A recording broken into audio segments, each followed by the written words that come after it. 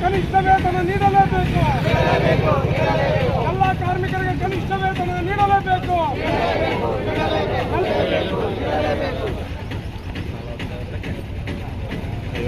ಜಿಂದಾಬಾದ್ ಜಿಂದಾಬಾದ್ ಜಿಂದಾಬಾದ್ ಜಿಂದಾಬಾದ್ ಜಿಂದಾಬಾದ್ ಜಿಂದಾಬಾದ್ ಜಿಂದಾಬಾದ್.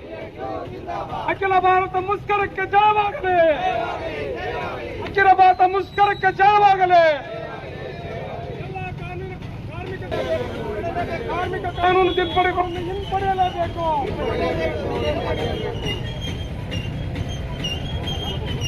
ಬೇಕೇ ಬೇಕು. ಜಿಂದಾಬಾದ್ ಜಿಂದಾಬಾದ್ ಜಿಂದಾಬಾದ್. ಕಾರ್ಮಿಕ ವಿರೋಧಿ ನೀತಿಗೆ, ಕಾರ್ಮಿಕ ವಿರೋಧಿ ನೀತಿಗೆ ಬೇಕೇ ಬೇಕು. ಬೇಕೇ ಬೇಕು. ಎಲ್ಲಿವರೆಗೆ ಹೋರಾಟ? ಏತಕ್ಕಾಗಿ ಹೋರಾಟ? ಬೇಕೇ ಬೇಕು. ಬೇಕೇ ಬೇಕು.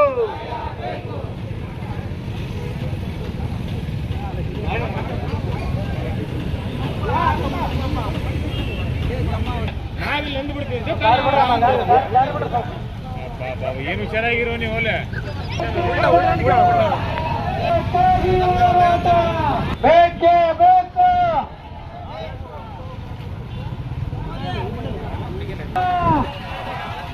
ಕೇಂದ್ರ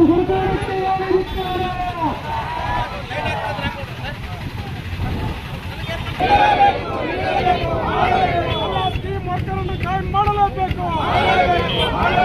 ಎಲ್ಲ ಅಂಗನವಾಡಿ ನೌಕರರನ್ನು ಸರ್ಕಾರಿ ನೌಕರರನ್ನು ಪರಿಗಣಿಸಲೇಬೇಕು. ಪಂಚಾಯತಿ ನೌಕರರನ್ನು ಸರ್ಕಾರಿ ನೌಕರರನ್ನು ಹೇಳಲೇಬೇಕು. ಸಮಾನ ವೇತನಕ್ಕೆ ಸಮಾನ ಕೆಲಸಕ್ಕೆ ಸಮಾನ ವೇತನ ನೀಡಲೇಬೇಕು. ಕನಿಷ್ಠ ವೇತನ 36,000 ರೂಪಾಯಿಗಳನ್ನು ನೀಡಲೇಬೇಕು. ಎಲ್ಲ ಕಟ್ಟಡ ಕಾರ್ಮಿಕರಿಗೆ ಪಿಂಚಣಿಯನ್ನು ನೀಡಲೇಬೇಕು. ಎಲ್ಲ ಕಟ್ಟಡ ಕಾರ್ಮಿಕರಿಗೆ ಕನಿಷ್ಠ ವೇತನ ನೀಡಲೇಬೇಕು. ಕಟ್ಟಡ ಕಾರ್ಮಿಕರಿಗೆ ವಸತಿ ಮತ್ತು ನಿವೇಶನಗಳನ್ನು ನೀಡಲೇಬೇಕು. ಕಟ್ಟಡ ಕಾರ್ಮಿಕರಿಗೆ ವಸತಿ ಮತ್ತು ನಿವೇಶನಗಳನ್ನು ನೀಡಲೇಬೇಕು. ಜಿಂದಾಬಾದ್ ಜಿಂದಾಬಾದ್ ಜಿಂದಾಬಾದ್ ಜಿಂದಾಬಾದ್. ಎಲ್ಲ ಕಟ್ಟಡ ಕಾರ್ಮಿಕರಿಗೆ ವಸತಿ ಮತ್ತು ನಿವೇಶನಗಳನ್ನು ನೀಡಲೇಬೇಕು. ಎಲ್ಲ ಗ್ರಾಮ ಪಂಚಾಯತಿ ನೌಕರರನ್ನು ಸರ್ಕಾರಿ ನೌಕರರನ್ನು ಪರಿಗಣಿಸಲೇಬೇಕು. ಎಲ್ಲ ಗ್ರಾಮ ಪಂಚಾಯತಿ ನೌಕರಿಗೆ 36,000 ರೂಪಾಯಿ ವೇತನವನ್ನು ನೀಡಲೇಬೇಕು. ಅಂಗನವಾಡಿ ನೌಕರರನ್ನು ಸರ್ಕಾರಿ ನೌಕರರನ್ನು